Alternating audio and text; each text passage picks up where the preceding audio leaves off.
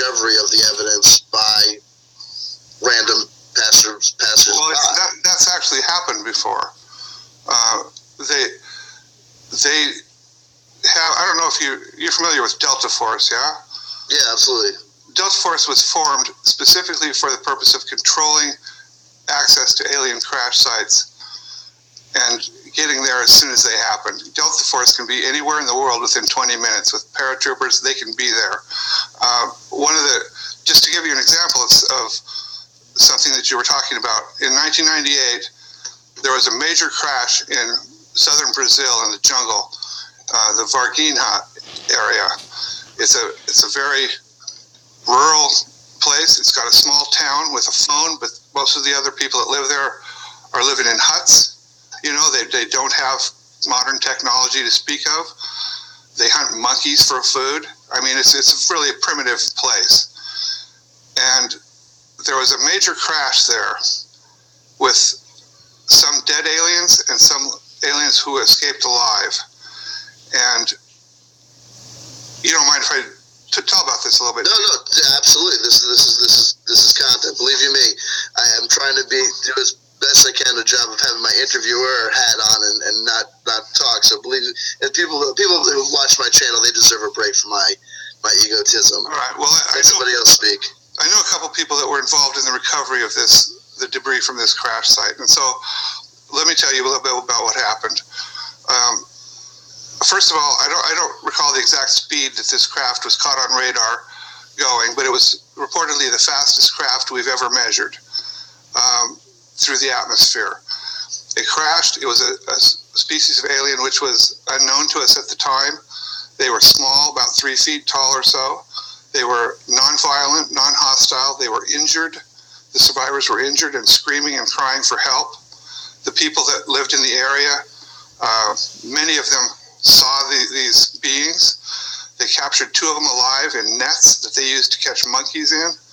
I guess they used nets to catch monkeys in down there.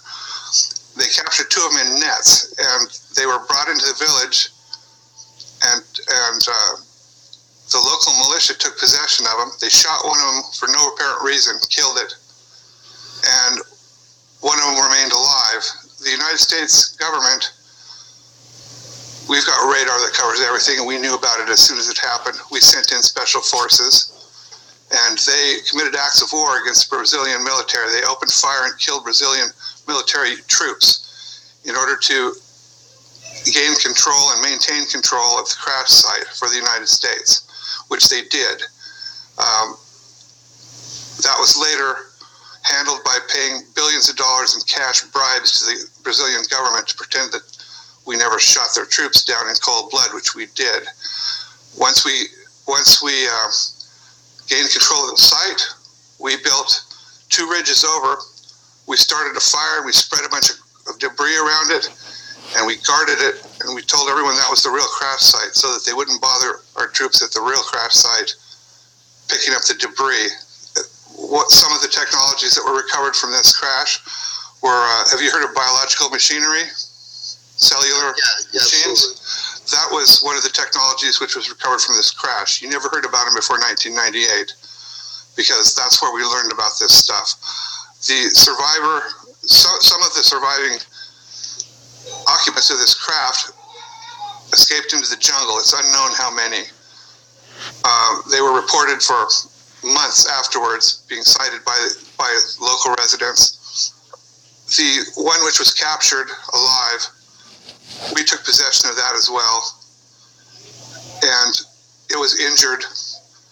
Our doctors were trying to remove its spacesuit. They couldn't figure out how to do it, and so they decided to try to cut it off with a torch because they didn't have any other way to get, they wanted to get the suit off. They had no way of knowing at the time that the suit was actually biologically grown into the body of the occupant, forming a permanent, inseparable unit. The suit and the body were alive, and they were one unit. And when they tried to cut this suit off, they inadvertently killed the occupant. Now, I don't know where that body's kept now, but at the time, it was transferred to a secure freezer in the basement of the medical facility at the University of the Americas in Panama. story was all over the news in Central and South America for over a year. It made headlines. One of the soldiers who touched one of the aliens with his bare hand died 2 days later of a disease that they couldn't identify. It basically burned him up. It was in the headlines every day in South America and Central America for a year. Not a single word of it was ever mentioned in the U.S. press. Right. And I'm assuming that some of this information that you're reporting